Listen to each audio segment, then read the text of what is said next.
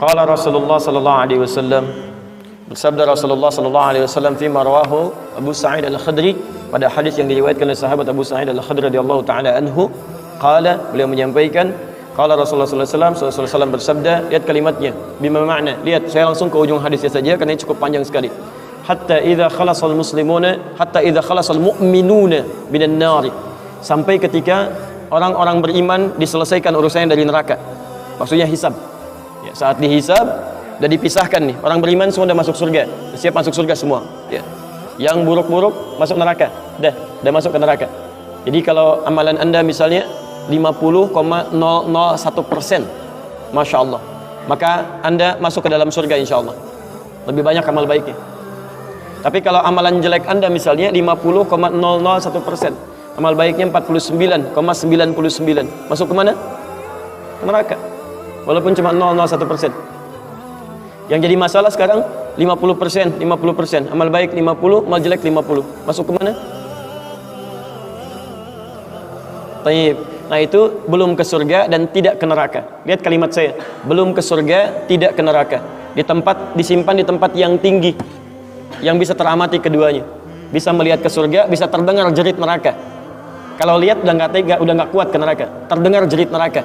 Yaitu disebut dengan A'raf namanya, tempat tinggi yang bisa melihat keduanya, disebut A'raf ya. Makanya ada Quran surah Al-A'raf, anda baca dari ayat 45-nya sampai dengan ayat ke-50-nya. Ada ashabul A'raf yang belum ke surga dan sangat ketakutan mendengar jerit-jerit neraka, sehingga ingin mengharapkan rahmat Allah subhanahu wa ta'ala. Dia akan ditempatkan di situ, di tengah-tengah, nanti sampai selesai hisab. Begitu selesai hisab, dia memohon rahmat Allah, diberikan rahmat Allah, baru kemudian dimasukkan ke dalam surga. Kalau hisabnya misalnya berlangsung selama sehari, maka 1000 tahun dia nunggu di situ. Tayyib. Hatta idza khalasal mu'minuna minan nar, sampai ketika orang-orang beriman itu ya, mulai diselesaikan dari urusan nerakanya. Tayyib, sudah mulai masuk ke dalam surga. Ini sudah selesai, mau masuk ke dalam neraka. Dan dimasukkan, masuk semuanya. Apa yang terjadi? Ma minkum min ahadin bi ashaddi munashadatan lillahi fi istiqsa'il haqqi li ikhwanihi tayyib minal mu'minin lillahi minal mu'minin. Anda tidak akan temukan pada saat itu situasi saat orang-orang beriman akan masuk ke dalam surganya, sementara yang neraka sudah dihukum di situ, sudah banyak yang dihukum, sudah macam-macam masuk. Ini sudah mulai mau selesai, tiba-tiba ada orang-orang yang mengadu kepada Allah Subhanahu wa taala, memohon dengan sangat. Nabi katakan, Anda tidak akan pernah temukan orang yang paling banyak kuat permohonannya kepada Allah, memelas dengan tulus. Asyaddu munasyadatan. Munasyadah itu sesuatu yang dimohonkan dengan sangat. Ya Allah, mohon ya Allah, mohon ya Allah. Fawalladzi nafsi biyadi, sampai Nabi berkata, maka demi Allah yang jiwaku ada di tangannya. Ini Nabi bersumpah dengan jiwanya. Tidak pernah ada kalimat dalam hadis ya, kalimat seperti ini kecuali menunjukkan itu sangat serius. Ingat, sangat serius. Dan ada sesuatu yang penting di dalamnya. Nabi serius menyampaikan ini, kita jangan anggap bercanda gitu kan. Falladzi nafsi biyadi, maka demi jiwaku yang ada di tangan Allah Subhanahu wa taala, yang bisa diwafatkan kapan saja. Lihat kalimatnya.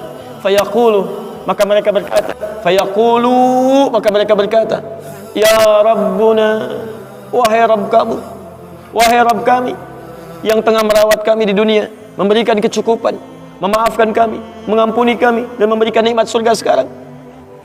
Wa ya Rabbuna, wahai Rabb kami, hum ashabuna, mereka ada di antara teman-teman kami.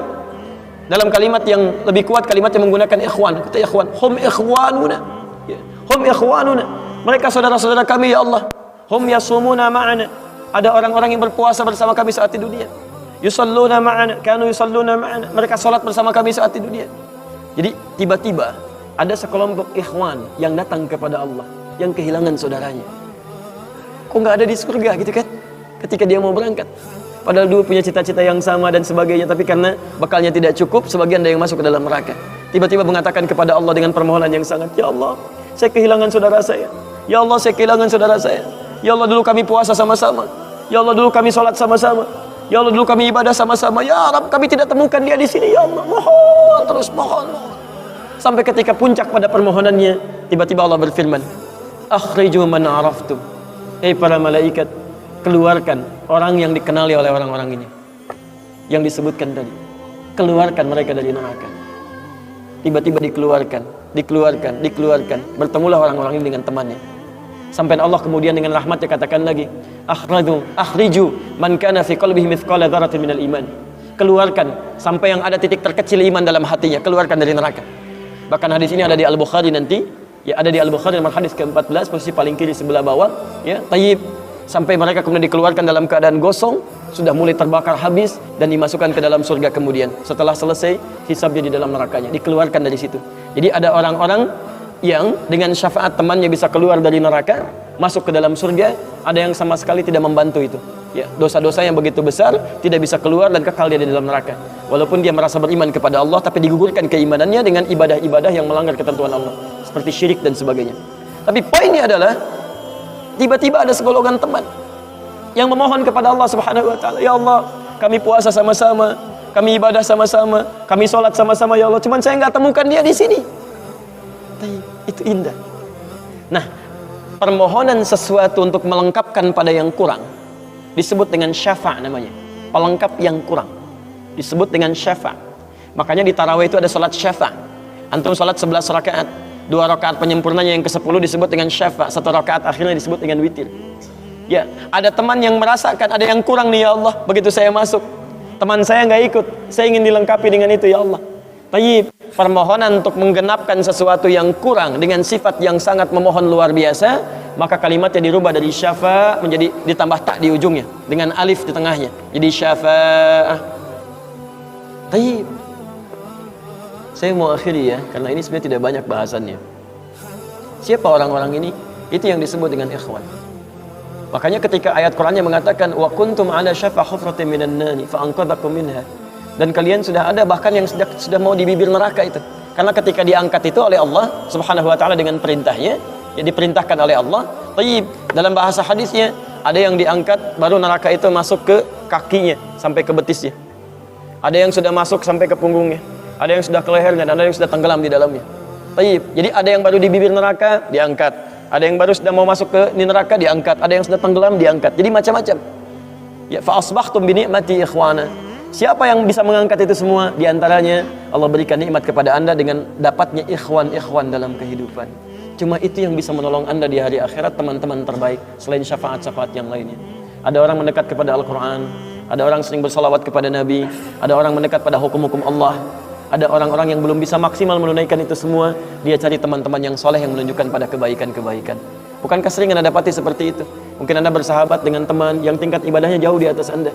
Anda masih sibuk dengan urusan dunia, tapi masih menunaikan sholat, masih puasa, tapi karena kesibukan dunia Anda, Masya Allah, kurang bekal ibadah Anda. Tapi beruntungnya Anda dengan punya teman yang soleh, berjamaah dengan imam yang soleh, puasa dengan dia, buka sama-sama, kadang sering ikut-ikut misalnya dalam ta'limnya, dalam macam-macamnya, Masya Allah. Maka tiba-tiba ketika Anda dikenal oleh dia, diingat oleh dia, di akhirat nanti, tidak ditemukan Anda, ya Allah, dia kawan saya ya Allah, dia teman saya ya Allah, dia saudara saya ya Allah, kami pernah ta'lim sama-sama ya Allah, kami pernah puasa sama-sama ya Allah, kami pernah sholat berjamaah sama-sama ya Allah, mohon jangan pisahkan ya Allah, jangan pisahkan. Pertanyaan, sudahkah Anda punya teman seperti itu yang bisa menolong dalam kebaikan? Kalau belum temukan, cepat cari mumpung masih hidup, sebab kalau sudah kehidupan itu berakhir, tidak mudah untuk menemukannya. Maka pastikan di kantor Anda, teman Anda bisa membawa Anda ke surga.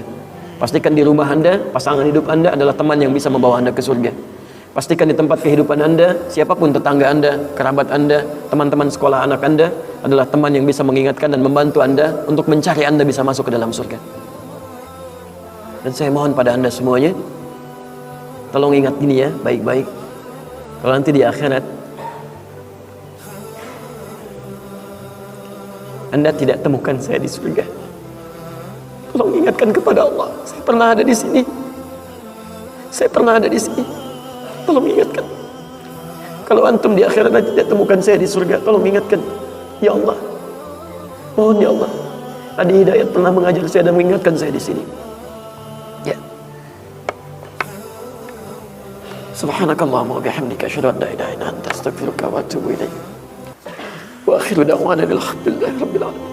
Assalamualaikum warahmatullahi wabarakatuh.